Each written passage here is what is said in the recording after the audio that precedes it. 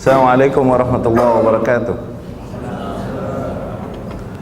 Innal hamdalillah nahmaduhu wa nasta'inu bihi wa nastaghfiruh wa na'udzu billahi ta'ala min shururi anfusina wa min sayyiati a'malina.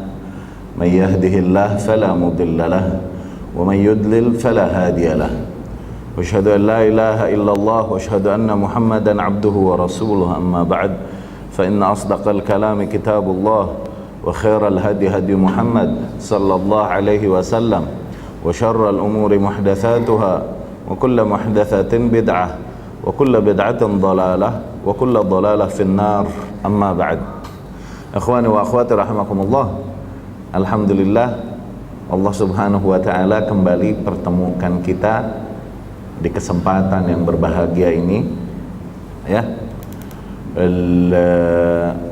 Semoga Allah subhanahu wa ta'ala berikan kita keikhlasan dalam segala amal, perbuatan dan perkataan yang kita lakukan. Semoga Allah subhanahu wa ta'ala jadikan majelis kita ini majelis yang diberkahi, ya, majelis yang dilimpahi keberkahan dari Allah subhanahu wa ta'ala, majelis yang dimana para malaikat menghampirinya, kemudian memintakan ampun dan memintakan rahmat kepada Allah subhanahu wa ta'ala kepada orang-orang yang hadir di dalamnya, ya. Sebelumnya suaranya jelas kedengeran kan, ya? Kedengeran, yakni terdengar, insyaallah, ya, sampai ke belakang, ya, kedengaran, ya. Materi pertemuan kali ini diminta berbicara sebenarnya tentang rumah tangga, berbicara tentang suami dan istri. Bukan basa-basi, bahwa insya Allah di sini banyak bapak-bapak dan ibu-ibu yang akan lebih memahami tentang rumah tangga daripada kami yang masih hijau, masih muda. Di sini ada Syekh Ahmad Hashimi mungkin yang harusnya ngajarin masalah yang lebih berpengalaman masalah rumah tangga, ya kan? Ada datuk-datuk yang sudah lebih memahami tentang rumah tangga dan mengalami lebih lama tentang rumah tangga daripada kami yang masih lebih muda. Namun dalam kesempatan kali ini, karena alhamdulillah diberikan kehormatan untuk bersama dengan ikhwan dan akhwat semua di sini, bolehlah kita berbagi sedikit asar atau hadis atau ayat, ya, yang dengan itu kita semakin memahami tentang suami dan tentang istri, dan kemudian tentang bagaimana menyikapi, ya, menyikapi masing-masing pihak supaya apa? Supaya rumah tangga berjalan dengan baik, supaya bahtera rumah tangga berjalan dengan baik. Dikarenakan apa? Dikarenakan umat kita apabila diibaratkan sebuah ahram yakni piramid, okay? Umat kita diibaratkan sebuah piramid, maka balok-balok yang menyusun piramid ini adalah rumah tangga. Ketika rumah tangga tersebut tidak baik, hancur, okay? Maka bangunan umat tersebut pun begitu lemah, begitu rapuh, mudah hancur. Namun apabila balok-balok tersebut, balok tahu ya, balok kubus. Apabila kotak-kotak tersebut, box-box tersebut memang kuat, maka insya Allah kuatlah bangunan umat ini. Maka semuanya pada dasarnya berangkat dari rumah tangga, ya. Dan rumah tangga dapat menjadi baik apabila tiap-tiap pihak, suami dan istri, menyadari kewajibannya masing-masing dan juga menyadari batasan hak-haknya masing-masing. Okay? Apabila suami dan istri menjalankan apa yang menjadi tanggung jawabnya dan tidak merampas apa-apa yang bukan menjadi haknya, barulah rumah tangga akan berjalan dengan baik, tentunya sesuai dengan maksud Allah subhanahu wa ta'ala dan Rasulnya sallallahu alaihi wasallam.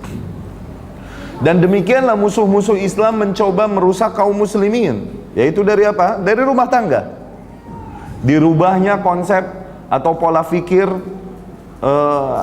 para istri dengan ide-ide yang mereka doktrinkan atas kita, sebagaimana juga dirubahnya konsep atau pola pikir para suami dengan lifestyle yang mereka ajarkan, sehingga masing-masing terjauhkanlah dari batasan-batasan hak dan kewajibannya. Maka dengan itu lebih mudahlah kaum kufar, musuh-musuh Islam untuk menghancurkan bangunan Islam. Wa ikhwani wa akhwati rahimakumullah,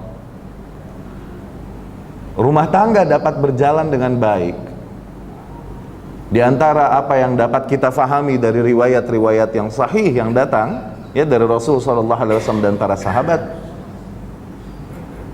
apabila masing-masing pihak memahami tentang pasangannya. Tayyib. Kita bicara tips bagi para istri untuk memahami suaminya, untuk mengambil hati suaminya. Oke. Tips bagi para istri untuk mengambil hati suaminya. Nanti suami dapat jatahnya. Oke? Nanti suami dapat kita bagi insyaallah. Yang pertama, akhwati rahimakumullah, ketahuilah bahwa Allah Subhanahu wa taala jadikan kekuatan kaum wanita itu pada kelemah lembutannya. Itu kekuatan wanita, bukan pada kekerasannya, ketegasannya, bukan. Tapi pada kelemah lembutannya dan pada pelayanannya pada suaminya. Semakin dia lemah lembut, apa bahasanya lemah lembut di Malaysia? Lemah lembut ya. Semakin dia lemah lembut di hadapan suaminya, dan semakin dia melayani suaminya dengan baik dan full melayani suaminya, tidak terpecahkan kewajibannya ini dengan kegiatan-kegiatan apapun, maka semakin dia menguasai hati suaminya. Namun semakin dia sibuk dengan kegiatan-kegiatan lain selain melayani suaminya, okay? Semakin dia berkeras dengan mencoba mengatur suaminya atau menginterogasi suaminya dengan pertanyaan-pertanyaan, maka semakinlah hati suaminya mental dan terjauh darinya. Coba kita lihat. Diriwayatkan di Al-Imam Bukhari, Muslim rahimahumullah dan lain-lain. Ahmad juga meriwayatkan kisah tentang awal bad'il wahyi, tentang awal turunnya wahyu kepada Rasulullah sallallahu alaihi wasallam.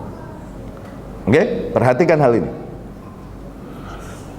Ummul Mukminin Aisyah radhiyallahu anha dalam hadis yang panjang mengisahkan hal ini. Inna awwala ma budi'a bihil wahyu, sesungguhnya awal kali wahyu datang kepada Rasul sallallahu alaihi wasallam adalah ru'ya, yakni mimpi. Kan yaraha, yang seringkali Rasulullah sallallahu alaihi wasallam lihat. Oke? Kemudian singkat cerita kita singkat hadisnya. Ketika Rasulullah sallallahu alaihi wasallam yatahannath yakni berkhalwat bersendiri di Gua Hira untuk bertafakkur, bermuhasabah. Khalwat di sini khalwat yang baik di dalam Islam, berbeda dengan khalwat di fikih. Khalwat di fikih haram. Seorang lelaki berduaan dengan yang bukan mahram di ruangan tertutup. Lelaki dan wanita berduaan di ruangan yang tertutup. Berkhalwat ini haram. Tapi berkhalwat dalam hal ini baik, di mana seseorang menjadikan waktu agar dia bersendiri dan berdua-duaan hanya dengan Allah Subhanahu wa taala. Berkhalwat di sana, bertahannuts, at-ta'abbud dzatil layali, kata Ibnu Hajar rahimahullah, yaitu dengan tujuan beribadah bermalam-malam di Gua Hira. Dan akhirnya ketika Rasul sallallahu alaihi wasallam turun pulang, yaitu di hari terakhir Ramadan pada masa itu, okay? Datanglah Jibril alaihi salam, kemudian menghampiri Rasul sallallahu alaihi wasallam, kemudian memeluknya dengan pelukan yang sangat kuat, hatta balagha minniyal juhdu, sampai aku sulit bernapas. Kemudian Jibril berkata, "Iqra, baca." Rasul berkata, "Ma ana biqari, aku tak bisa baca." Kemudian dipeluk lagi dengan keras, kemudian dilepaskannya. Tsumma arsalani, kemudian dia berkata, "Iqra, bacalah." ma ana biqari, aku nggak bisa baca. Kemudian demikian berkali-kali sampai Jibril pun mengatakan, Iqra bismi rabbikal ladzi khalaq, khalaqal insana min alaq, Iqra wa rabbukal akram, alladzi 'allama bil qalam, 'allamal insana ma lam ya'lam. Sampai situ. Ayat pertama turun sampai situ, 'allamal insana ma lam ya'lam. Tayyib. Kemudian pulanglah Nabi Muhammad SAW ke rumahnya dengan keadaan yang yartajifu bawadiruh, bergetar ketakutan luar biasa, sehingga daging bawadir, yakni daging sebelah sini, yang kalau seseorang ketakutan luar biasa nih daging bergetar. Bawadir, yartajifu bawadiruh, kemudian dingin luar biasa, dan bertemu dengan istrinya yaitu Ummul Mukminin Khadijah radhiyallahu anha. Ummul Mukminin Khadijah radhiyallahu anha pun menyambutnya, kemudian menyelimutinya dan menenangkan Rasul sallallahu alaihi wasallam. Dathiruni, selimuti aku. Ya, diselimuti oleh Ummul Mukminin Khadijah radhiyallahu anha, sehingga ketika semuanya udah tenang, barulah Rasul sallallahu alaihi wasallam bertanya kepada Ummul Mukminin Khadijah. Lihat kronologi cerita ini, lihat. Ya Khadijah, mali, wahai Khadijah, what's wrong with me? Apa yang terjadi denganku? Inni akhsha ala nafsi, sesungguhnya aku khawatir akan diriku. Yani sebagian ulama berkata, ada yang berkata bahwa Rasul sallallahu alaihi wasallam khawatir apa? Khawatir akan kegilaan, atau khawatir akan sesuatu yang begitu berbahaya, mengancam nyawanya dan lain-lain. Tapi yang rajih adalah di mana Rasul sallallahu alaihi wasallam mengkhawatirkan kegilaan atas dirinya. Kenapa? Dia melihat sesuatu yang benar-benar di luar adat, di luar kebiasaan yang terjadi di alam semesta, mukjizat. Ketika mendengar suaminya berkata demikian, Ummul Mukminin Khadijah radhiyallahu anha pun berkata, wallahi ma yukhzika Allahu abadan, demi Allah, Allah takkan pernah menghinakanmu. Innaka latasilur rahim, sesungguhnya engkau adalah orang yang berakhlak baik, menyambung silaturahmi. Wa takri ad-dhaif, begitu menghormati tamu.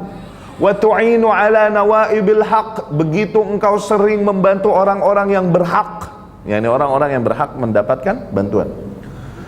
Dan Ummul Mukminin Khadijah pun menyebutkan kemuliaan Rasulullah sallallahu alaihi wasallam dan menegaskan bahwa seseorang dengan sifat mulia sepertimu tidak mungkin akan Allah hinakan dengan kegilaan.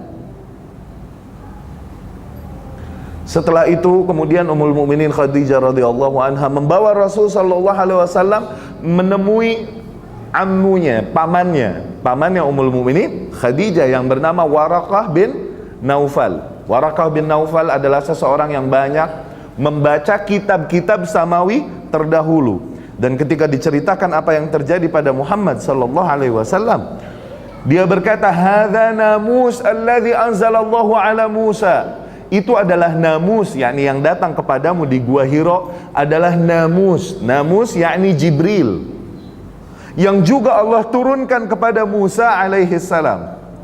Sesungguhnya engkau akan punya perkara besar, dan sesungguhnya kau akan disakiti dan diusir oleh kaummu. Demikian ceritanya yang insya Allah ikhwan dan akhwat semuanya pernah mendengar hadis yang panjang ini. Namun dalam pembahasan kita kali ini, di pertemuan kali ini, apa yang mau kita tangkap? Coba lihat.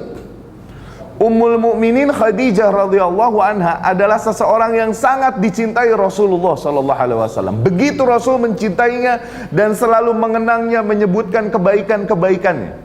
Saking cintanya, Rasul tidak memadunya. Lam yatazawwaj 'alaiha fi hayatiha. Rasul tidak menikah lagi dengan wanita lain selama Khadijah masih hidup radhiyallahu anha. Oke? Begitu Rasul sallallahu alaihi wasallam sangat mencintainya. Bahkan Ummul Mukminin Aisyah radhiyallahu anha begitu cemburu ketika Rasulullah sallallahu alaihi wasallam selalu membicarakan Khadijah radhiyallahu anha. Ummul Mukminin Aisyah, di riwayat Muslim rahimahumullah dan lain-lain, dia berkata, ma ghirtu ala ahadin minan nisa ma ghirtu ala Khadijah. Aku tidak pernah secemburu apapun kepada seorang wanita sebesar cemburuku kepada Khadijah. Di mana Rasul selalu menyebutnya dan memuji-mujinya. Aku pun berkata, akhirnya Aisyah pun berkata, Khadijah tuh Khadijah, ngeledek. Waktu Rasul memuji-mujinya dan mengenang Khadijah, kata Aisyah, Khadijah. Begitu harim biasa. Khadijah, ka'an laisa fid dunya imra'ah ghairaha. Seolah-olah enggak ada wanita lain di muka bumi selain Khadijah. Ajuzun hamra'us syidq. Nenek-nenek yang udah kempot. Bahasa Indonesia kempot. Yang seorang wanita kalau udah tua pipinya masuk ke dalam. Apa bahasa sini? Di kita bilang kempot. Enggak. Hamra usyidak, pipinya jadi merah karena apa? Karena keriput. Gusi udah ketemu dengan gusi. Ompong habis, begitu. Nenek-nenek yang udah begitu, qad halakat fid dahri, dan toh sudah hancur dimakan zamannya. Ini udah meninggal, udah lama dikubur, ya kan? Wa qad abdalakallahu khairan minha, dan toh Allah telah gantikan bagimu yang lebih baik daripada dia, yakni aku yang masih hijau. Kata Aisyah radhiyallahu anha. Rasul Ummul Mukminin Khadijah digituin sallallahu alaihi wasallam berkata, la wallah ma abdalani Allahu khairan minha. Tidak, demi Allah, Allah tak pernah menggantikan bagiku yang lebih baik dari Khadijah. Yani Allah tidak memberikan bagiku wanita yang lebih baik dari Khadijah. Wali minha walad, dan aku punya anak dari dia, dari Khadijah. Rasul sallallahu alaihi wasallam punya anak, dari yang lain enggak. Kata Aisyah radhiyallahu anha, begitu aku lihat marahnya Rasul sallallahu alaihi wasallam, aku enggak berani lagi ngeritik Khadijah.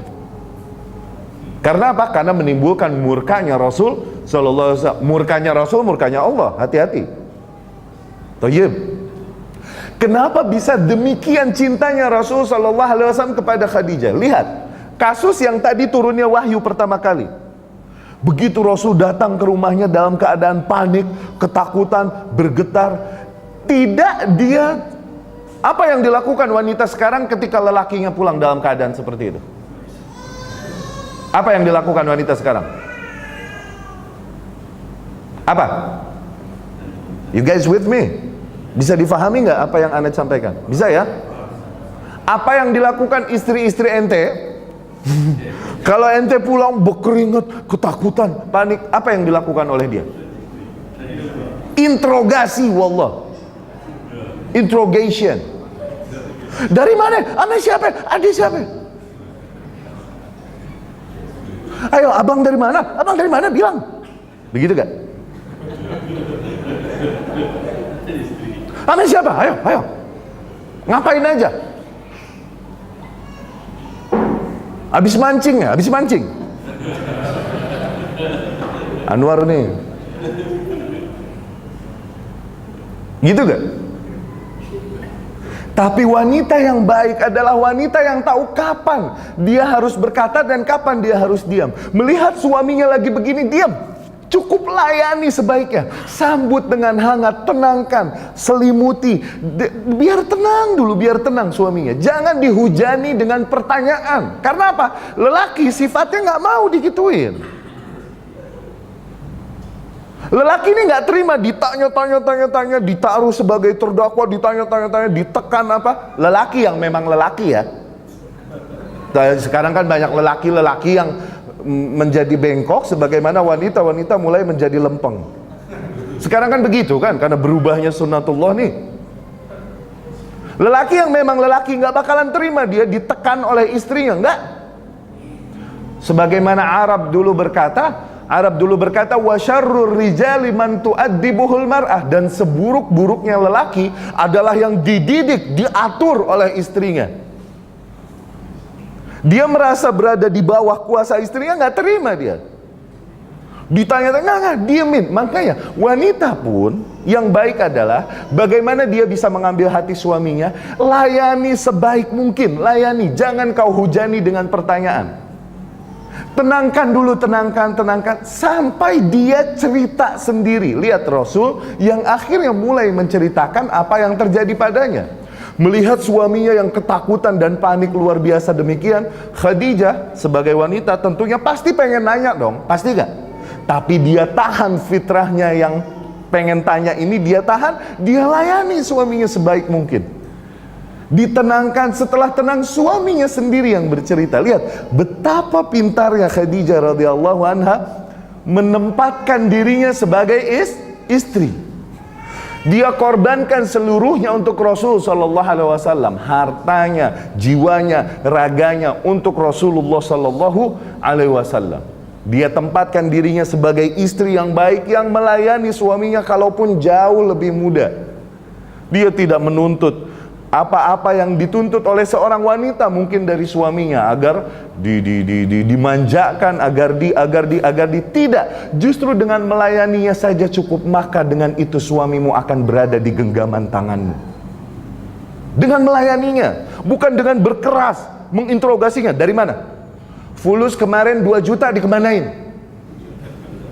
2.000 ringgit itu kemana? Jangan tanya begitu sama suami. Dengan itu dia akan semakin mental. Jangan coba interogasi.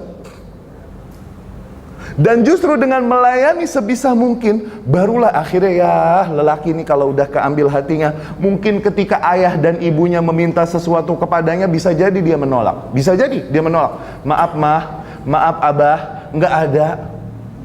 Oke? Tapi waktu istrinya yang demikian melayaninya, minta kepada dia, bang mau ini dong bang, dia bilang sami'na wa ata'na.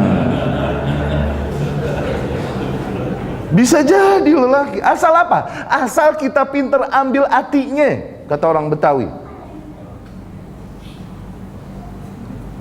Dan demikian mengambil hati lelaki. Tayyib, lihat kasus lain yang dari situ tergambar psikologi lelaki. Sarah alaihi salam, zaujah Ibrahim alaihi salam, ini kanat ajmal imra'atin fil alam. Dia adalah wanita paling cantik di alam semesta. Sayangnya kaum muslimin tidak mengetahuinya. Yang diketahui kaum muslimin, wanita paling cantik siapa? Cleopatra. Enggak, Cleopatra jelek. Cleopatra jelek. Penelitian terakhir membuktikan di Mesir bahwa Cleopatra bukan wanita yang cantik ternyata. Cuman dia menjadi hebat dan bisa menaklukkan para penguasa dunia di kakinya, seperti siapa? Caesar, Mark Antony.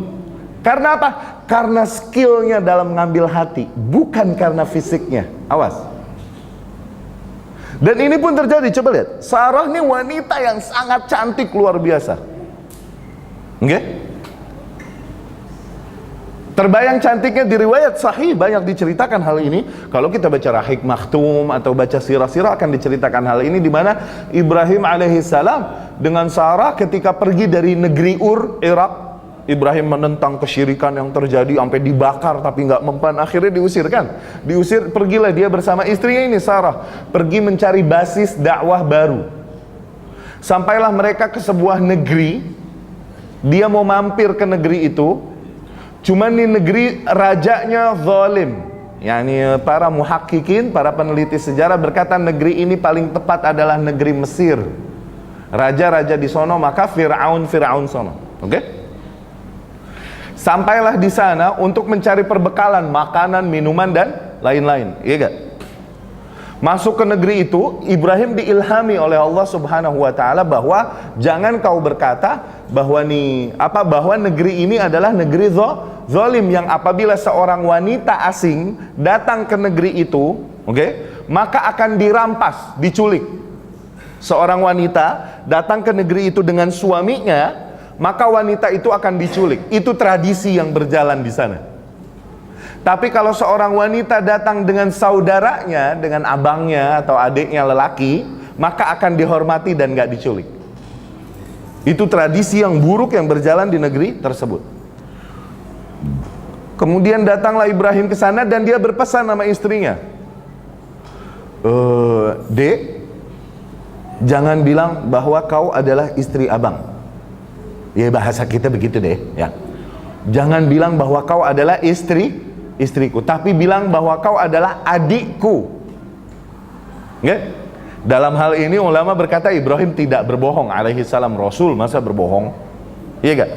Dalam hal ini Ibrahim alaihi salam benar tidak berbohong. Sarah adalah saudarinya, betul, saudari seiman. Salah gak? Ya ini agamanya sama, saudari seiman kan. Istrimu adalah saudari seimanmu, betul gak? Betul, nggak bohong-bohong amat kan? Oke. Masuklah ke negeri tersebut, ternyata kecantikan Sarah menjadi headline news, boom di negeri itu. Tapi mereka nggak bisa berbuat apapun. Kenapa? Karena dia datang, she came with her brother. Dia datang dengan saudaranya, akhirnya nggak bisa dicolek. Oke? Kemudian adalah yang memprovokasi raja, yang menghasut raja. Ada seorang wanita yang sangat cantik luar biasa yang demi Allah tidaklah pantas kecuali bagimu, bagi si raja. Oh ya, mana? Bawa ke sini. Dibawalah Sarah. Begitu raja melihat kecantikan Sarah yang luar biasa, dia inginkan Sarah untuk dirinya. Diambil tangannya Sarah. Sarah yang tak berdaya, dia berdoa kepada Allah minta perlindungan. Tiba-tiba syullat yaduh, tangannya raja tersebut menjadi paralyzed, lumpuh tiba-tiba. Dan dia pun meminta maaf kepada Sarah, ampun, tolong kembalikan lagi tanganku ini itu. Didoakan kesembuhan oleh Sarah, sembuh lagi seketika. Nggak lama dia melihat Sarah cantik benar, dia ambil lagi tangan Sarah, dia inginkan Sarah. Sarah pun meminta perlindungan kepada Allah Subhanahu wa taala, syullat yadu, tiba-tiba lumpuh lagi tangan raja itu. Oke? Dia minta ampun, janji nggak bakalan begitu lagi, ampun, tolong kembalikan tanganku. Didoain kesembuhan, sembuh lagi. Nggak lama begitu lagi sampai 3 kali. Sampai ini raja kapok. Dia panggil abangnya, ya ini panggil Ibrahim alaihissalam. Ketika Ibrahim datang, nih raja berkata kepada Ibrahim, innaka ma ji'tani bi'ins walakin ji'tani bisyaitan. Sesungguhnya kau tidak datang kepada kita di sini dengan seorang manusia, tapi kau datang nih ke sini bawa setan. Yani istri wanita ini setan, bukan orang nih.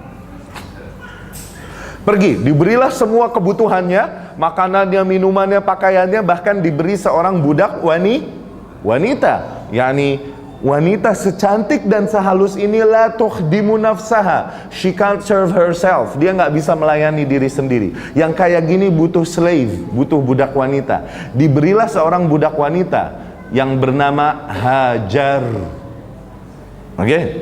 Dari sini Hajar. Hajar tadinya permaisuri juga, princess di satu kerajaan, cuman kerajaannya diserang, kalah, wanitanya dirampas jadi budak. Tuh, begitu zaman dulu. Oke? Dan diberikanlah kepada Sarah, jadilah budaknya Sarah. Baik. Dari kasus itu yang Anda mau sampaikan apa? Yang Anda mau sampaikan, coba lihat betapa cantiknya Sarah luar biasa. Iya gak? Terbayang gak cantiknya Sarah luar biasa? Sampai berkali-kali seseorang tahu bahwa dia akan lumpuh tangannya kalau mau mencoba menjahilinya, tapi mengulang lagi. Habis apa? Cantik bener, luar biasa. Oke? Tapi ketika kemudian Ibrahim alaihissalam tidak kunjung mendapatkan anak dari Sarah, akhirnya Sarah pun wahabat, dia menghibahkan budak wanitanya untuk Ibrahim, yakni Hajar untuk Ibrahim alaihissalam. Hajar yang sudah well trained benar-benar untuk melayani. Kenapa? Dia budak. Tidak secantik Sarah, tapi dia melayani Ibrahim luar biasa. Dan kemudian qadarullah nggak lama berisi hamil. Hajar hamil pun kemudian Sarah cemburu luar biasa, cemburu. Dan dia berkata, kalau aku ketemu Hajar nanti, aku potong-potong dia jadi beberapa bagian, aku cincang-cincang.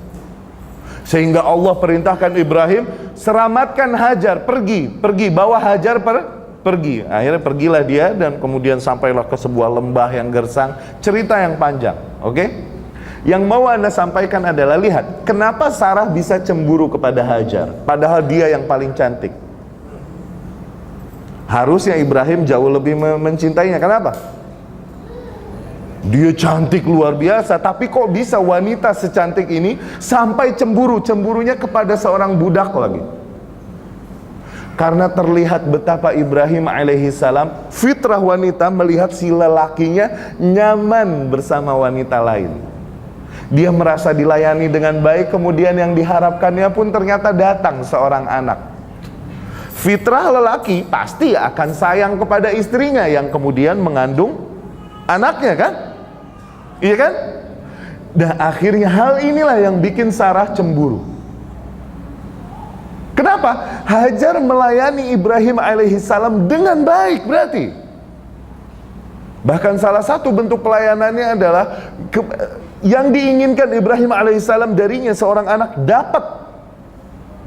Dan seorang budak melayani dengan baik kepada tuannya. Maka condonglah hati Ibrahim kepada Hajar. Wajar kalaupun Sarah yang paling cantik.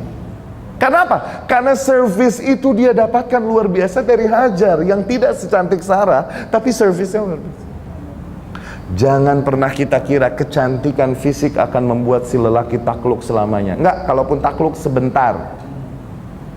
Kenapa? Cantik tuh waktu sekali dua kali lihat, kesono-sononya dia juga.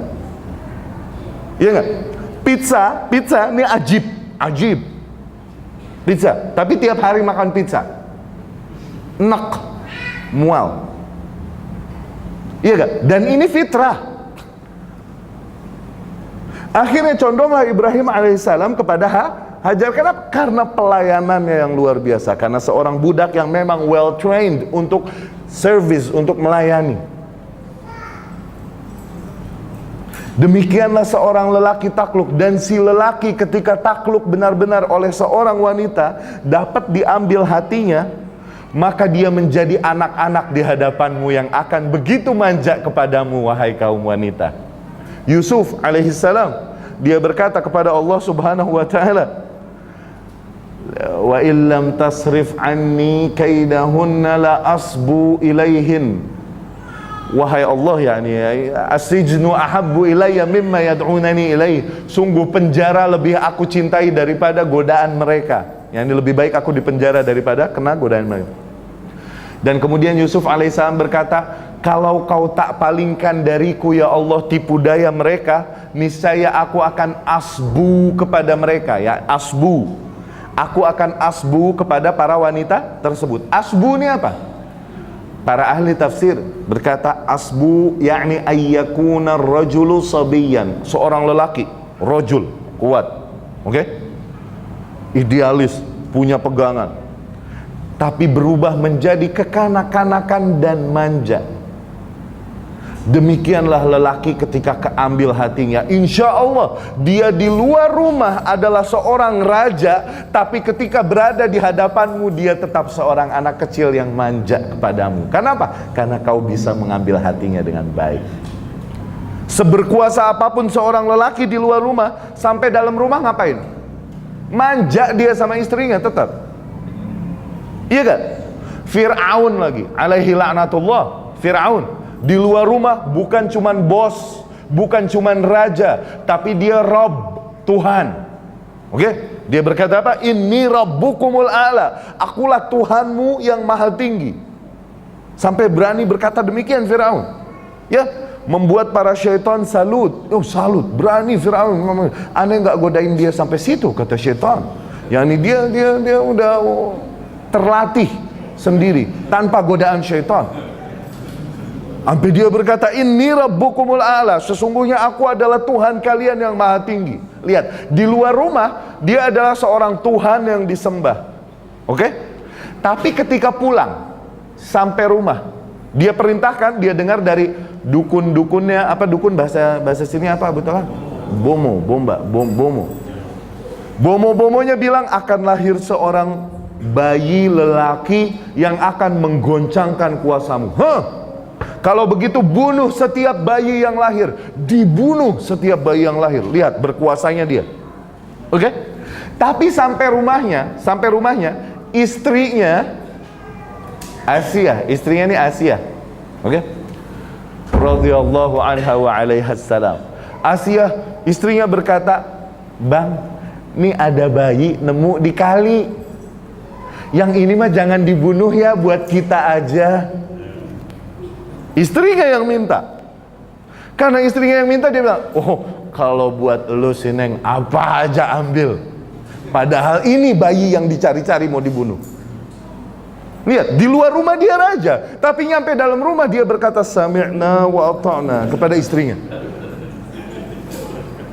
Karena apa? Karena istrinya bisa mengambil hatinya dengan baik. Mengambil hati seorang lelaki gimana? Bukan dengan kau coba mengaturnya, menginterogasinya, bertanya kepadanya, kemana ini, habis ngapain, sama siapa aja, dan lain-lain. Bukan dengan itu. Tapi dengan membiarkan dia, lepas. Seorang lelaki akan berontak ketika dia diikat, tapi ketika dia dilepas, nggak lama dia akan kembali ke rumahnya. Karena apa? Karena hatinya emang ke rumahnya. Itu lelaki. Demikian yang dikatakan penyair Arab, nakil fuadak haitsu syi'ta minal hawa. Jadi di zaman jahiliyah dulu ada seorang lelaki yang punya dua istri.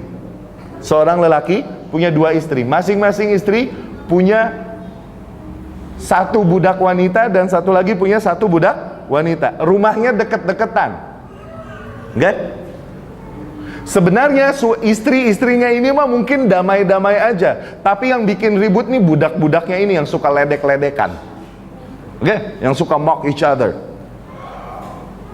Budak istri yang muda suatu hari bertemu dengan budak istri yang tua di depan rumahnya. Dia berkata, budak istri yang muda nih meledek yang tua.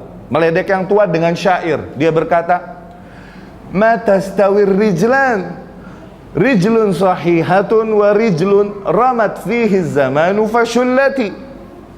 Sungguh tidaklah sama dua kaki di antara dua kaki. Kaki yang masih sehat dan baik dengan kaki yang telah termakan usia dan zaman sehingga menjadi lumpuh. Ya, ini meledek bahwa nih majikanku masih muda, masih seger, majikanmu udah tua. Ngeledek. Ya, ngeledek apa di kita? Ngeledek kan ya? Ngejek ya. Budak istri yang pertama yang tua berkata, menjawabnya dengan sebuah syair yang sangat indah dan menjadi kata mutiara sampai sekarang. Istri yang tua, budaknya ini menjawab, budak istri yang tua menjawab, "Naqil fuadaka haitsu syi'ta minal hawa wa mal hubbu illa lil habibil awwal."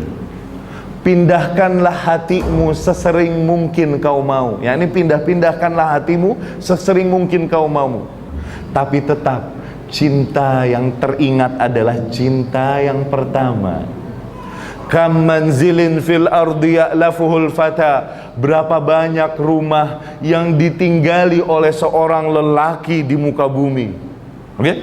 Wahaninuhu abadan fi awalil manzili. Namun tetap saja kasih sayang dan kehangatan hatinya ada di rumahnya yang pertama. Ya salam. Itu lelaki. Itu lelaki. Yani biarkan dia pergi melanglang buana, tetap dia akan kembali kepadamu. Kenapa? Karena dia menemukan kehangatan pelayananmu dengan baik. Demikian memahami lelaki. Tayyib, kaum wanita. Sekarang pesan kami untuk kaum lelaki.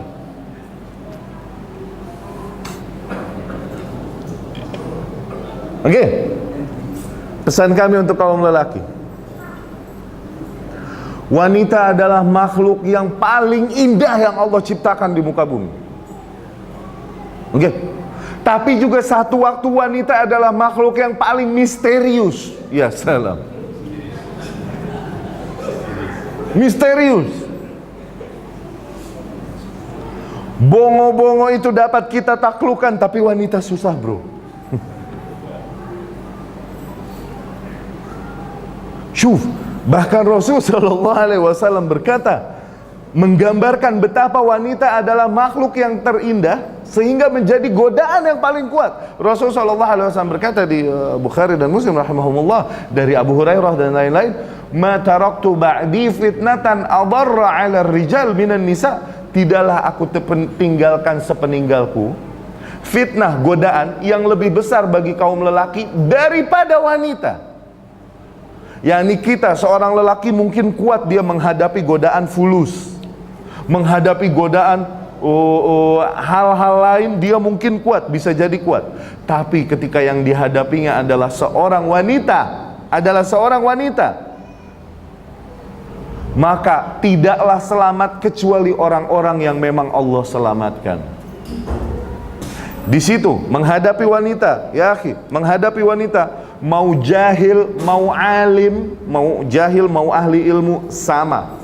Kalau udah urusan harim, sama.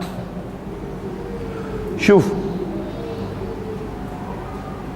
kita tidaklah, misalnya seseorang terjerumus ke dalam zina, misal, astagfirullah, seseorang terjerumus ke dalam zina karena apa? Dikarenakan memang dia mengalami kesempatan dan kondisi yang memang memungkinkan untuk terjerumus ke dalam zina. Seseorang yang terselamatkan dari zina bukanlah dikarenakan dia kuat menahan godaan wanita, bukan. Tapi karena apa? Karena dia nggak pernah mengalami godaan, berada di satu tempat yang benar-benar kondusif dengan seorang wanita yang kemudian kita kalau tidak pernah kena, berarti karena apa? Karena nggak pernah digoda sama begituan. Kalau digoda sama godaan itu, wallahu a'lam kejadiannya bagaimana. Bahkan Yusuf alaihi salam ketika digoda oleh Zulaikha, penamaan Zulaikha ini dhaif. Yang benar adalah Imra'atul Aziz. Yang penamaan Zulaikha ini lebih dari Israiliyat. Di Al-Quran hanya dikatakan Imra'atul Aziz, wanita dari pembesar negeri. Ketika ditekan, dimasukin ke kamar, Allah berfirman menggambarkan kronologisnya, oke? Wa ghallaqatil abwaba wa qalat haytalak.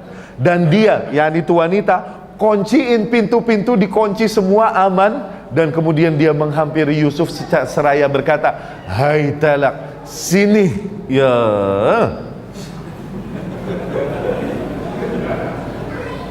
Allah gambarkan Yusuf alaihissalam adalah seorang lelaki yang normal, yang juga mau. Jangan salahin lelaki kucing, iya nggak? Salahin ikan deh, iya nggak? Allah menggambarkan bahwa Yusuf secara fitrah, secara manusiawi juga mau sebenarnya, bukan nggak mau. Iya gak? Wanita istri pembesar kerajaan, oh cantik dong, iya gak? Cantik terus harum, iya gak?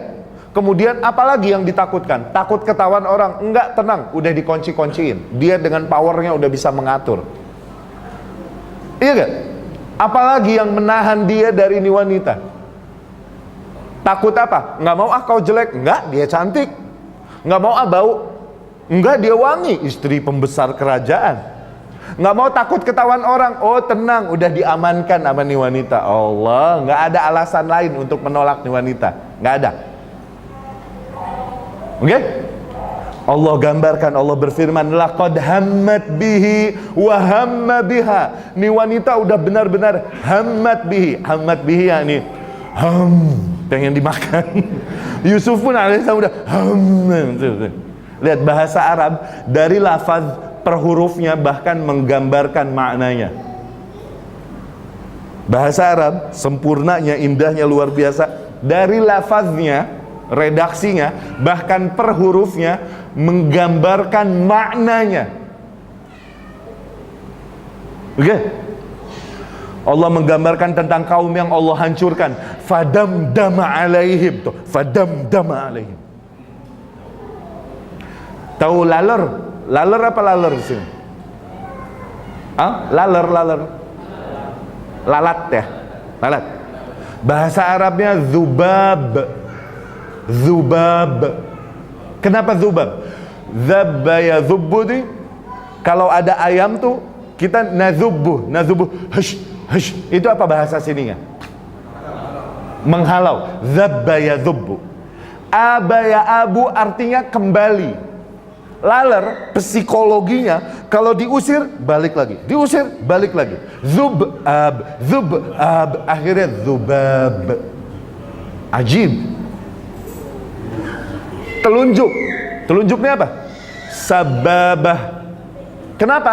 Dari dulu bangsa Arab kalau main syair, kan syair satu kabilah suka ngeledek kabilah lain pakai syair, ledek-ledekan. Si jago syairnya datang pakai imamah. Imamah nih kain yang digelibet-gelibet, dimiringin imamahnya. Celananya yang bagian belakang diprosotin. Apa prosotin di sini? Didodorin. Bajunya diacak-acakin, terus dia ledek-ledek dengan telunjuk.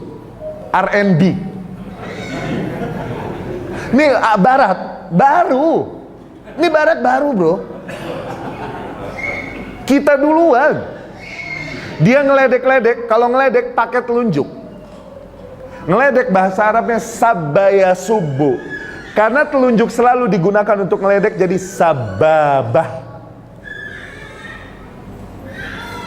Tayyib.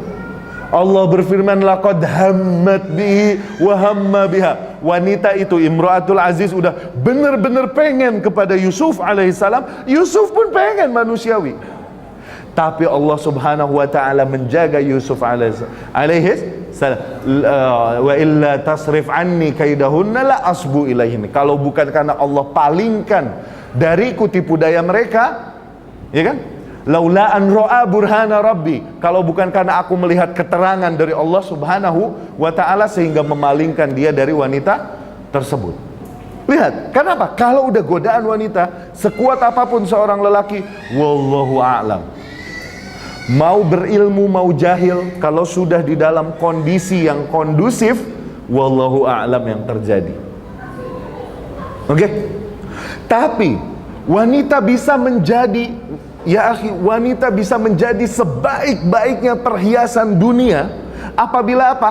Apabila memang dia skillnya untuk menguasai dan mengambil hati lelaki, kemudian dia gunakan mendorong suaminya ke arah ketaatan kepada Allah subhanahu wa ta'ala. Jadilah dia seindah-indahnya dan sebaik-baiknya perhiasan dunia. Karena apa? Tadi yang kita katakan, seorang lelaki bisa jadi dia menolak permintaan ayahnya, permintaan ibunya, dan permintaan orang-orang yang berjasa besar kepadanya. Tapi kalau istrinya yang minta, ya, apapun yang kau minta wahai istriku, dia kasih.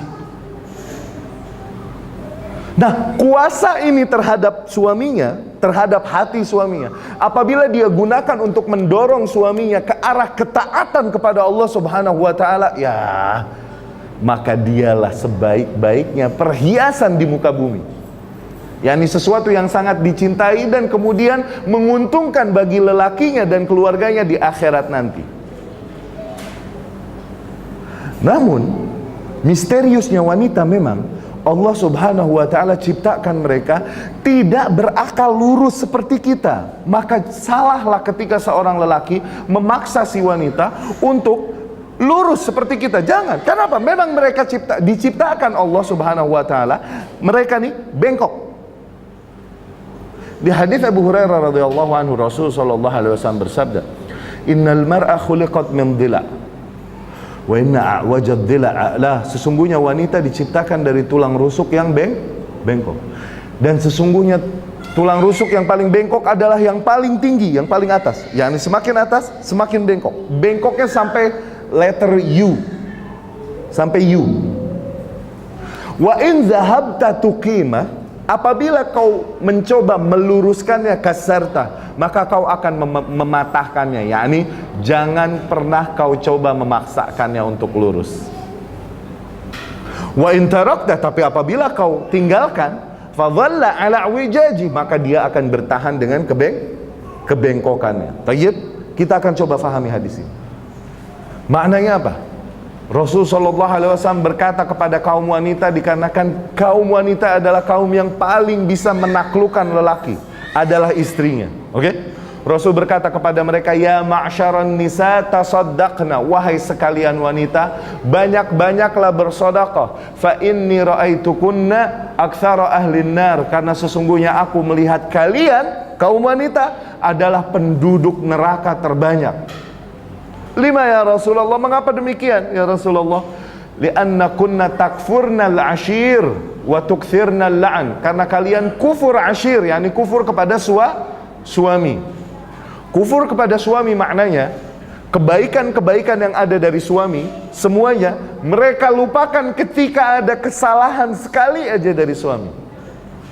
In ahsana ilaikunna rajulud dahra, apabila seorang lelaki berbuat baik kepada kalian sepanjang hidupnya, thumma ra'aiti minhu syai'an, dan kemudian kau melihat suatu celak darinya, maka kau akan berkata, ma ra'aitu minhu khairan qattu, aku tak pernah melihat sama sekali kebaikan darimu. Tuh lihat, hilang semua ini karena satu kasus. Oke, ini kelemahan wanita, kelemahan wanita. Tapi Rasulullah SAW pun berkata di satu sisi, ma ra'aitu, aku tidak pernah melihat seorang makhluk, yang begitu lemah lembut, tapi azhabu bilubbir rajulil hazimi minkun, begitu lemah lembut, tak punya kekuatan, namun paling bisa meruntuhkan idealisme seseorang lelaki yang sangat kuat daripada kalian kaum wanita. Dengan apa tadi? Dengan kelemah lembutannya justru, bukan dengan kekuatannya dia menjatuhkan dan menaklukkan lelakinya, tapi dengan apa? Dengan kelemah lembutan dan demikian menyikapi wanita. Syuf, setinggi apapun mereka, setinggi apapun ilmu dan imannya, wanita adalah wanita. Maka jangan pernah kita coba paksakan dia untuk lurus. Coba lihat kasus. Terbayangkah tingginya imannya Sarah alaihissalam dari kasus tadi? Ketika dia berdoa minta perlindungan kepada Allah, maka langsung lumpuh. Iya kan? Berarti karena apa? Tinggi keimanannya sehingga terjadi sesuatu yang kalau ada pada Nabi itu mukjizat. Ini karamah. Iya kan? Berarti karena tinggi imannya Sarah luar biasa kan?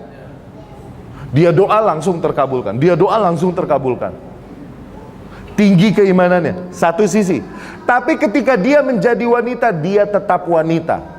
Ketika Hajar hamil, kemudian Ibrahim begitu sayang padanya, dia marah dan berkata, kalau aku ketemu Hajar, aku akan potong-potong dia menjadi 3 bagian. Ada yang di riwayat lain menjadi 9 bagian. Di mana sifat ini dibanding sifat imannya yang tinggi tadi? Setinggi apapun ilmu dan iman seorang wanita, dia adalah wanita. Jangan kau paksakan lurus. Insya Allah PhD-nya 17. PhD-nya PhD. PhD, tahu kan PhD? Pizza Hut Delivery. Yang digelar doktoralnya doktor di bidang 17. Dia setinggi apapun ilmunya dan imannya, wanita adalah wanita. Sejenius apapun dia, wanita adalah wanita. Aisyah radhiyallahu anha, kasus lain.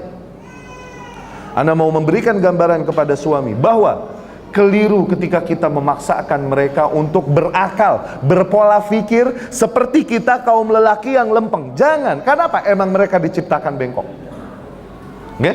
Coba lihat. Ummul Mukminin Aisyah radhiyallahu anha terkenal dengan kejeniusannya. Kenapa berisik amat ini?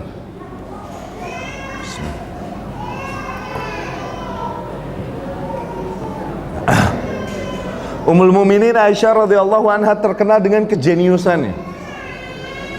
Sehingga para sahabat berkata, tidaklah aku bertemu dengan sebuah masalah yang tidak aku temukan jawabannya, kecuali pasti aku temukan jawabannya di Ummul Mukminin Aisyah radhiyallahu anha. Ibnu Umar, Abu Sa'idin Al-Khudri, semuanya memuji ahlinya Aisyah radhiyallahu anha, terutama dalam masalah fikih. Jeniusnya Ummul Mukminin Aisyah luar biasa. Tapi ketika dia sebagai wanita, dia adalah wanita. Sejenius apapun ilmunya, setinggi apapun imannya, women is the women. Kasus. Ketika Rasulullah SAW pergi perang, dia suka qur'ah, diundi istri-istrinya mana yang mau dibawa. Terpilihlah 2, Aisyah dan Hafsah. Ummul Mukminah. Hafsah ini anaknya Umar ibn Khattab. 2 wanita ini masing-masing dengan untanya.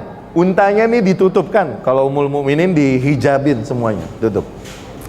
Ada tendanya gitu atasnya dan tertutup.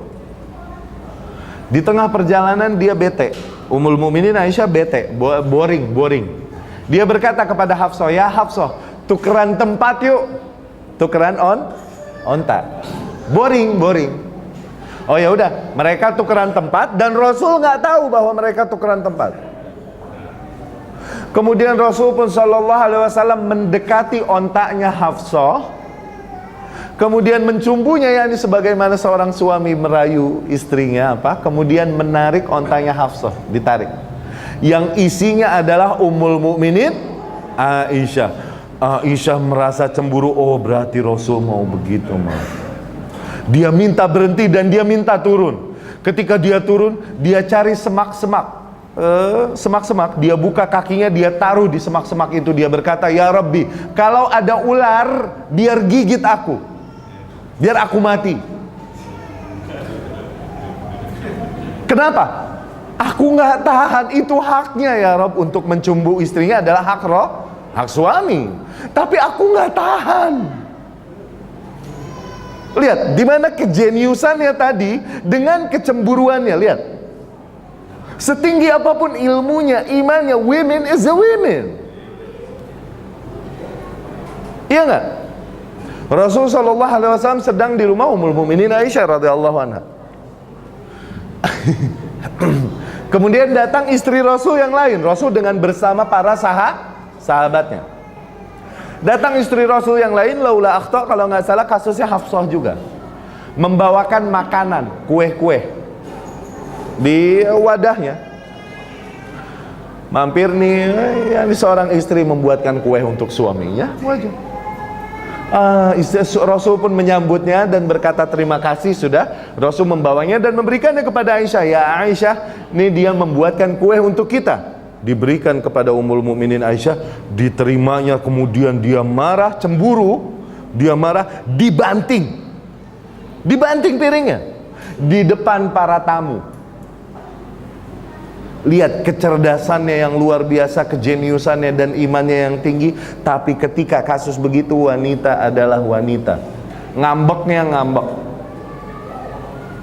Padahal kita mau berkata terhadap Sarah misalnya, kenapa kau cemburu kepada Hajar? Kan toh kau yang memberikan budak wanitamu kepada suamimu, kenapa sekarang kau cemburu? Bisa dong kita ngomong gitu.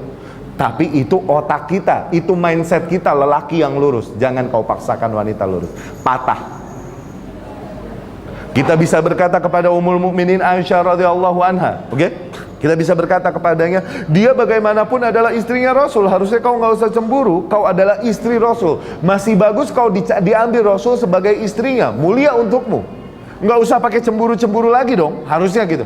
Tapi itu pola pikir kita lelaki yang lurus. Wanita dipaksain lurus nggak bisa, patah.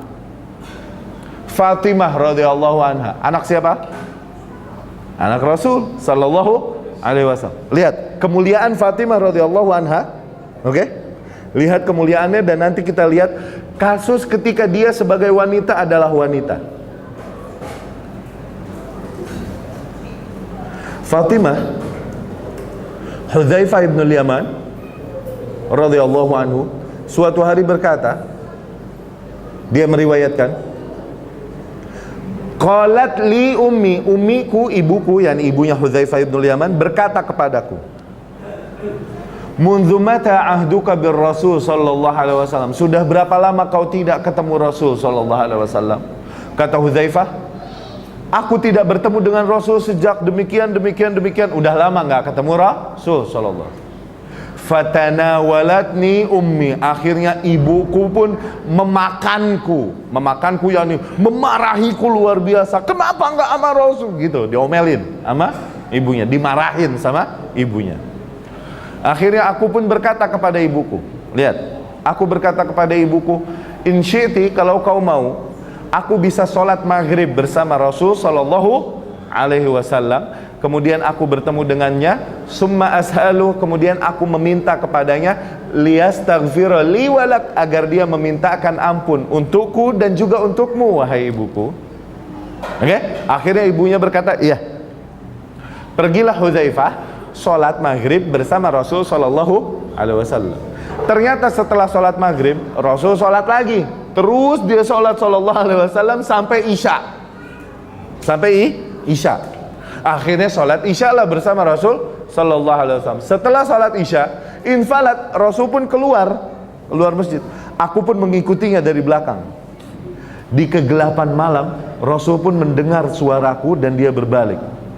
Man hadza? Hudzaifah? Siapa itu yang mengikutiku? Hudzaifah?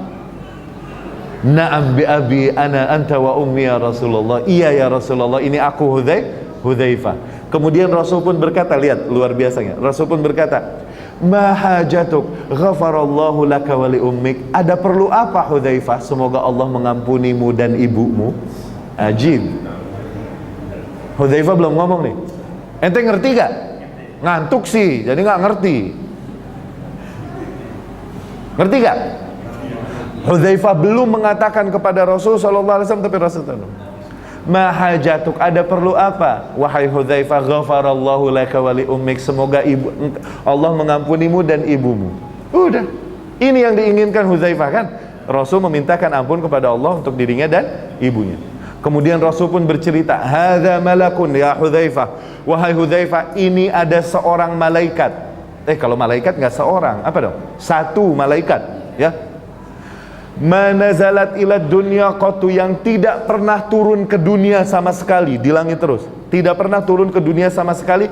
Ista'zana rabbahu liyazurani, dia meminta izin kepada Allah untuk menziarahiku, to visit me. Oke? Liyubashirani, untuk memberikanku kabar gembira. Kabar gembiranya adalah anna Fatimah, bahwasanya Fatimah anaknya Rasul, anna Fatimah sayyidatu nisa'i ahlil jannah, bahwasanya Fatimah adalah permaisuri para wanita ahli surga. Ya, lihat kemuliaan Fatimah radhiyallahu anha. Dan masih banyak manaqib kemuliaan Fatimah radhiyallahu anha. Tapi lihat, kasusnya dia sebagai wanita adalah wanita. Lihat, ketika ayahnya meninggal, siapa? Rasul Shallallahu Alaihi Wasallam meninggal. Dia datang kepada Abu Bakar meminta apa? Abu Bakar khalifah kan? Oke? Dia meminta warisannya. Dia meminta jatah warisnya. Rasul Shallallahu Alaihi Wasallam pun berkata, sami'tu Rasulullah Shallallahu Alaihi Wasallam yaqul, aku mendengar Rasul Shallallahu Alaihi Wasallam berkata, nahnu ma'asyiral anbiya la nurath. Kita para nabi ini tidak waris mewarisi. Ma taraknaha sadaqah, apa-apa yang kami tinggalkan itu menjadi sedekah bagi kaum muslimin. Enggak ada warisan untukmu wahai Fatimah. Itu Fatimah marah kepada Abu Bakar. Ya Allah, sampai 6 bulan tidaklah dia memaafkannya kecuali pas sedikit lagi meninggal. Fatimah meninggal 6 bulan setelah meninggalnya Rasul Sallallahu Alaihi Wasallam. Itu marah, yuhajir, dia menghajar Abu Bakar sampai hampir meninggal, baru dimaafin. Karena apa? Karena masalah waris ini. Karena masalah waris. Awas, perhatikan, awas. Ini kenapa? Jadi celah buat zindik Syiah. Jadi celah buat zindik Syiah memanfaatkan kasus ini. Lihat, hadisnya banyak. Di antaranya yang diriwayatkan Ummul Mukminin radhiyallahu anha, Imam Ahmad rahimahullah dan lain-lain meriwayatkan. Fatimah pun berkata kepada Abu Bakar, idza mitta, apabila kau mati, man yarithuk, siapa yang mewarisimu? Abu Bakar berkata, ahli wa waladi, anak-anakku dan keluargaku tentunya. Kemudian Fatimah pun berkata, famalana la narithu Rasulullah, terus kenapa kita nggak dapat jatah waris dari Rasul Sallallahu Alaihi Wasallam? Abu Bakar pun terus menenangkannya dan berkata, wahai Fatimah, aku dengar sendiri Rasul bilang, kita para nabi nggak boleh waris-warisan. Yang kita tinggalkan adalah sedekah.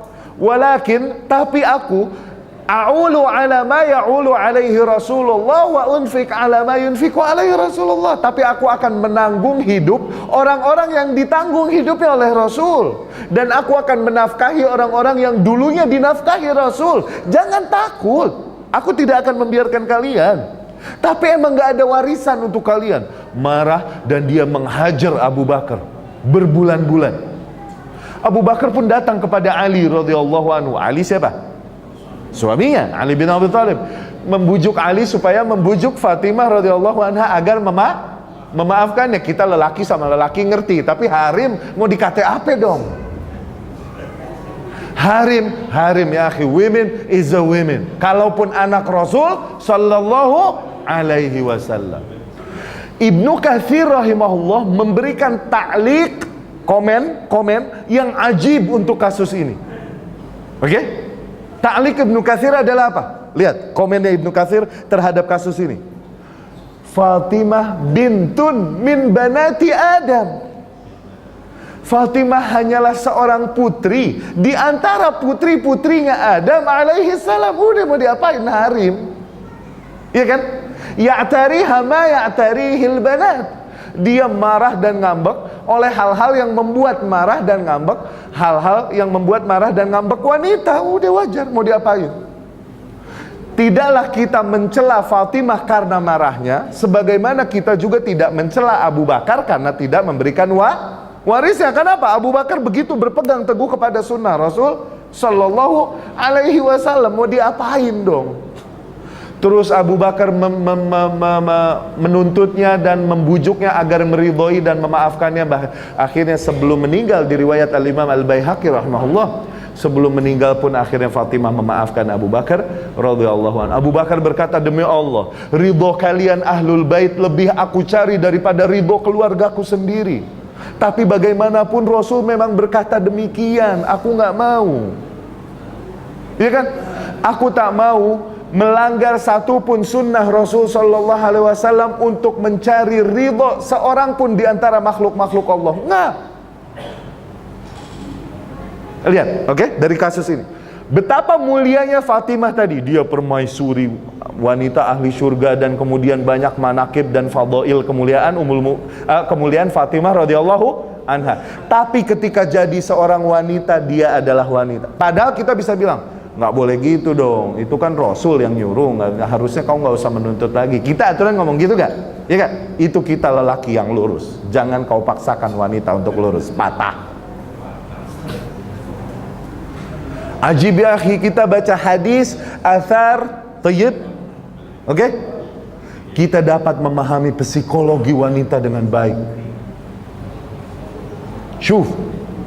Maka ikhwani wa akhwati rahimakumullah, ikhwani rahimakumullah, akhwati nanti. Oke, tadi kan udah yang akhwat. Kekurangan yang ada pada istri kita, kesalahan yang berulang-ulang terus, itu kesempurnaannya. Manja-manjanya, ngambek-ngambeknya, oke? Lemah lembutnya, itu sempurnanya wanita demikian. Sempurnanya dengan bengkok. Maknanya tidaklah segala hal harus sempurna dengan lurus. Iya gak? Tidaklah semua hal harus sempurna dengan lurus. Siapa bilang? Sebagaimana adil tidaklah selalu sama rata.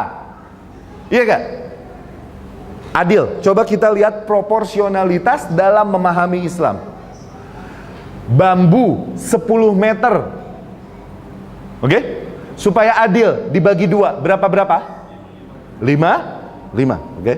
Sekarang bambu 10 meter berdiri. Supaya adil dibagi dua, berapa? 5, nggak adil. Yang bawah keinjek, yang bawah menanggung beban yang atas. Kasih dia lebih, 6. Yang atas nggak menanggung beban, kasih 4. Itu adil. Proporsionalitas. Itu hikmah. Oke? Demikian memahami Islam. Begitupun sempurna. Sempurna adalah sebagaimana yang dikatakan Allah dan Rasulnya. Kesempurnaan tidak selalu pada kelurusan sesuatu. Enggak. Kalau sempurnanya bengkok, bengkoklah dia. Itu baru sempurna. Maknanya kalau lurus, dia enggak sempurna. Wanita dengan segala sifatnya, cerobohnya, oke? Manja-manjanya, marahnya, ngambek-ngambeknya, ini sempurnanya udah. Demikian indahnya wanita. Maknanya seorang wanita kalau nggak manja lagi dia, oke? Nggak ceroboh, teliti, nggak minta duit sama suaminya, dia punya fulus sendiri. Kita kayak kawin sama lelaki bro, kayak homo.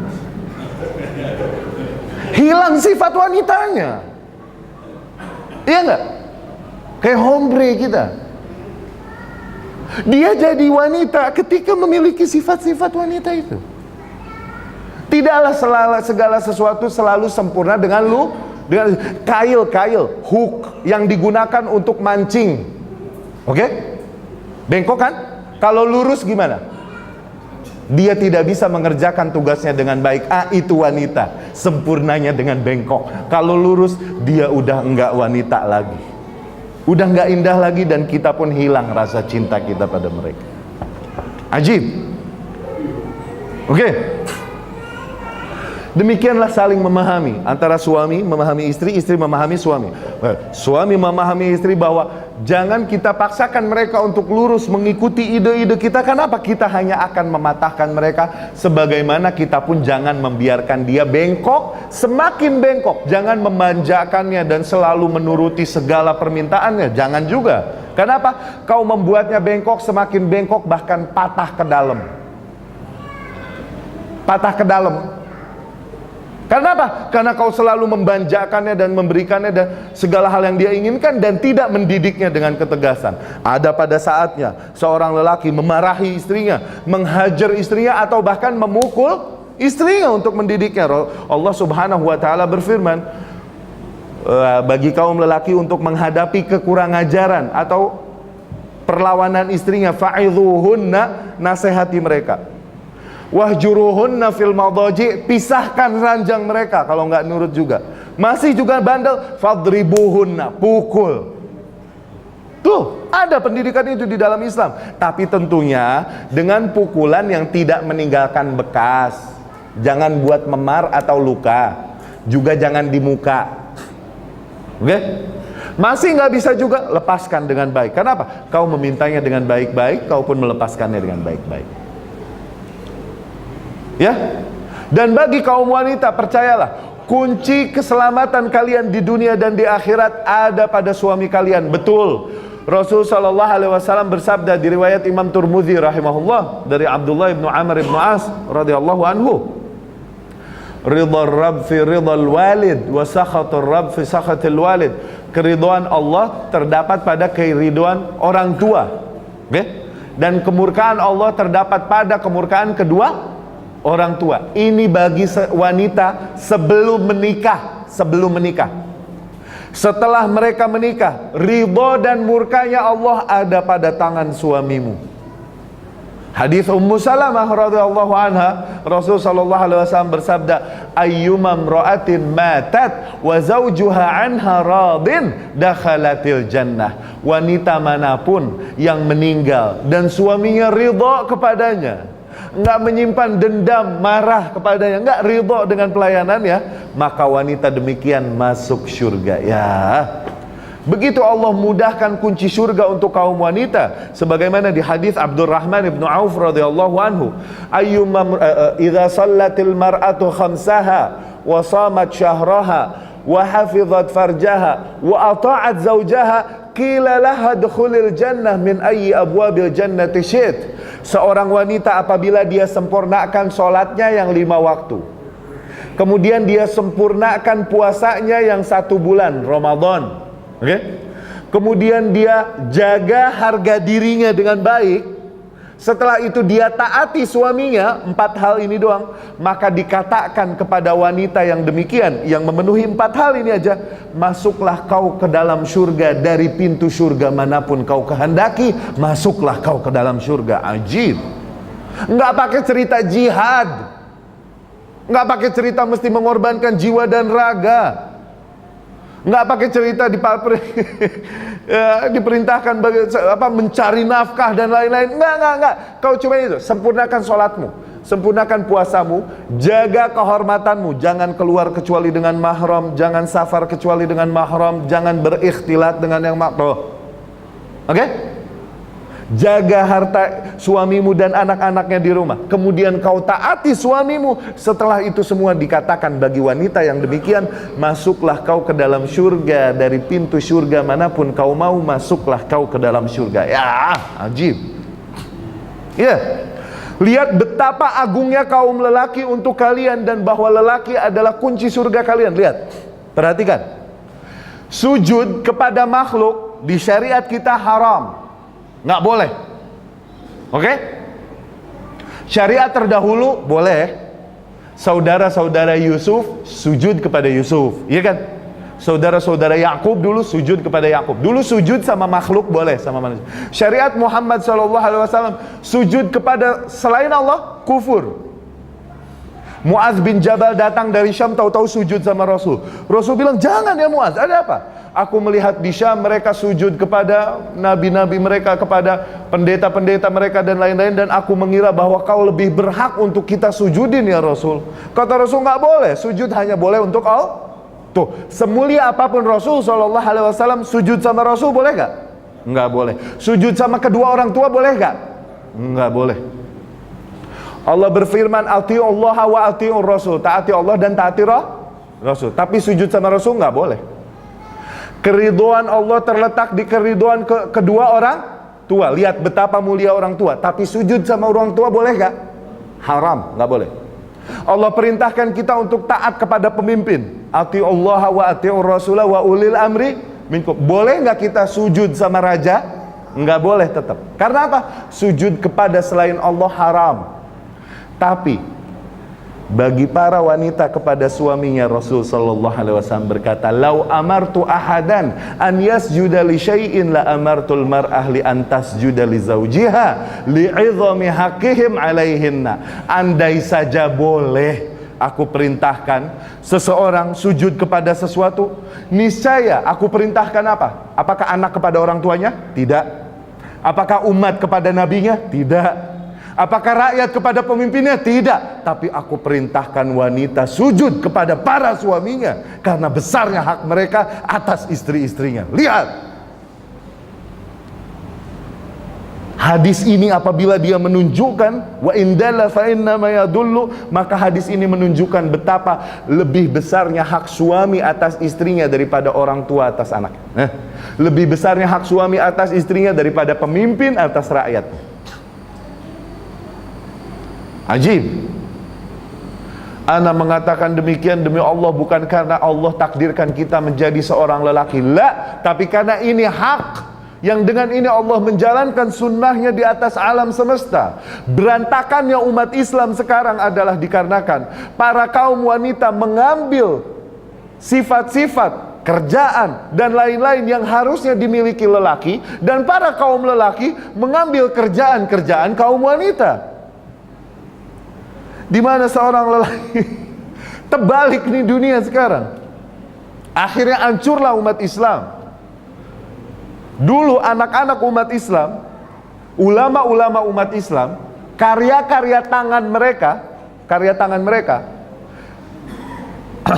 apabila dikumpulkan tidak dapat menyaingi karya-karya panitia sekarang, yakni sekelompok orang kalau mereka membuat penelitian, hasil banyaknya tidak dapat menandingi karya yang dibuat oleh satu orang di antara mereka. Lihat, karya umat Islam terdahulu, buku-bukunya apabila dikumpulkan dari zaman dulu yang terbakar di Andalus, dilemparin ke sungai di Abbasiyah dan lain-lain, oke? Apabila masih ada, dikumpulkan buku-buku ulama kaum muslimin dengan buku-buku ulama sekarang, semuanya disatukan, kemudian disusun, wudi'a kitab jamba kitab, ditaruh satu kitab di samping satu kitab, disusun semuanya, la ghattat al-qurrah al-ardiyah, niscaya buku-buku umat Islam akan menutupi daratan muka bumi. Kenapa sampai begitu dulu umat Islam? Kenapa demikian? Ibunya yang mendidiknya di rumah. Yang mendidiknya bukan sekolahan, bukan ustadz di SD, ustadz di SMP, bukan. Tapi siapa? Ibunya. They were on their places. Mereka berada pada tempat mereka yang sebenarnya. Mereka berada pada barisan mereka yang sebenarnya. Ketika umat Islam meninggalkan barisannya yang diajarkan oleh Allah dan Rasulnya, wanita keluar dari rumahnya, si lelaki malah di dalam rumahnya, maka terbaliklah perahu dan bahtera umat ini. Kau tentang sunatullah, kau rasakan rasanya. Ikhwani wa akhwati rahimakumullah, Yang kami sampaikan adalah bentuk cinta kami kepada sesama kaum muslimin. Mari, kalaupun tidak bisa kita 100% melakukan sekarang, tapi niatkan dari sekarang. Biar Allah tahu bahwa kita meniatkan untuk melakukan perubahan. Biar Allah tahu. Niatkan sejak sekarang. Dan kemudian minta kekuatan dan taufik pada Allah subhanahu wa ta'ala, agar kita bisa berada di jalannya yang tepat. Tayyib, penyampaian materi pada kesempatan kali ini cukup sekian. Kita lihat udah pada nguap, ngantuk. Apabila dari materi tadi atau di luar hal itu ada yang mau ditanyakan, kurang difahami, tafadhol, silahkan. Catat. Ya, ada yang mau ditanyakan? Ikhwani, akhwati rahmatullah. Tafadhol.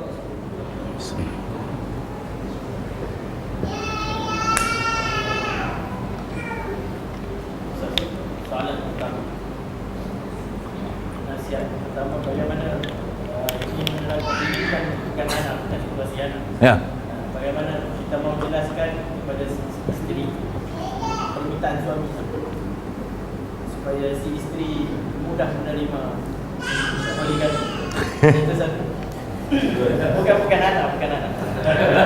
Ente juga nggak apa-apa ya.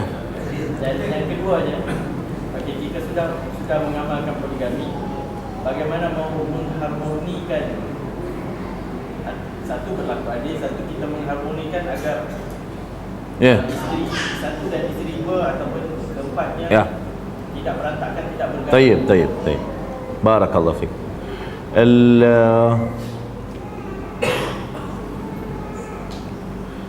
Yang pertama, ikhwani wa akhwati rahimakumullah, tidaklah seseorang menerima syariat kecuali kita tegaskan dia dari dasar manhaj, dari dasar tauhid, dasar akidah. Oke? Lihat kasus ini. Yang Anda pahami ya. Syariat Islam tidaklah datang langsung mengharamkan khamr dulu. Khamr tahu? Minuman keras. Ini begitu membudaya di bangsa Arab. Minuman keras. Tidak, syariat Islam turun 13 tahun di Mekah nih, masih belum turun syariat khamr. Masih halal khamr, maknanya begitu. Kemudian di Madinah 4 tahun awal masih halal khamr, dalam artian kaum muslimin masih mabok. Bahkan banyak hadis yang menceritakan ini, Hamzah bin Abdul Muttalib dan lain-lain. Kenapa tidak langsung diharamkan? Karena apa?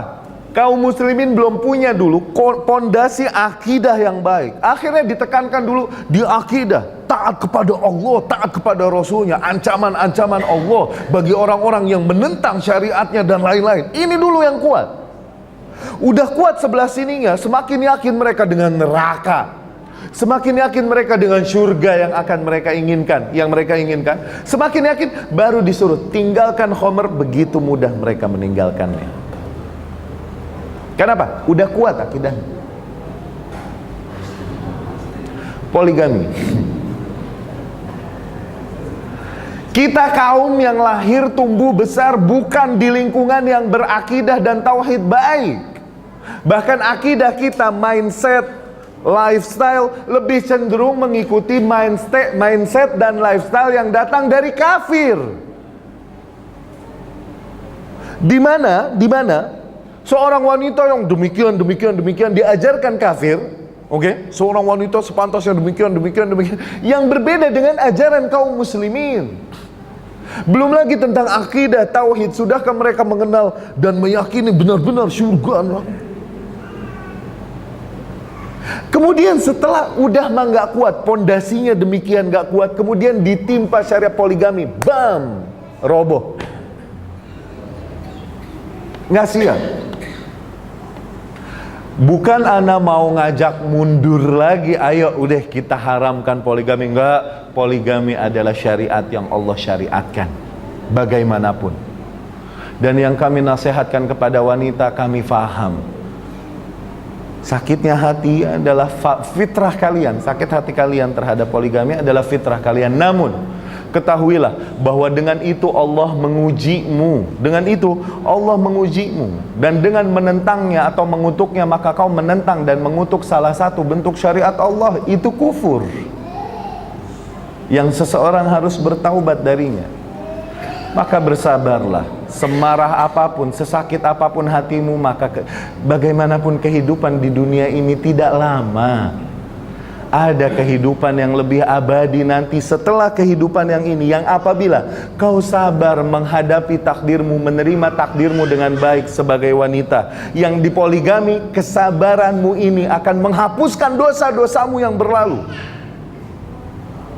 memberikan kepadamu tiket VIP langsung masuk surga. Kenapa? Sabarmu menerima takdirmu dipoligami oleh suamimu menghapuskan dosa-dosamu yang berlalu.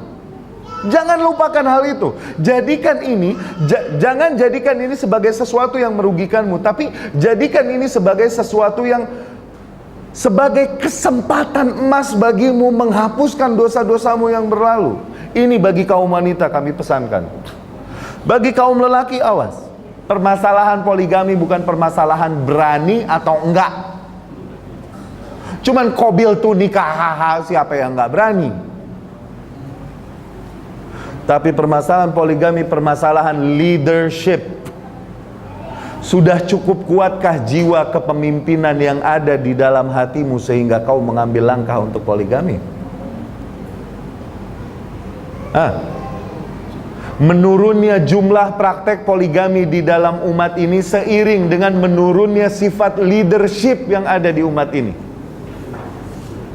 di mana umat Islam tidak ada lagi yang memiliki jiwa yang kuat untuk memimpin. Luar biasa. Dikarenakan apa?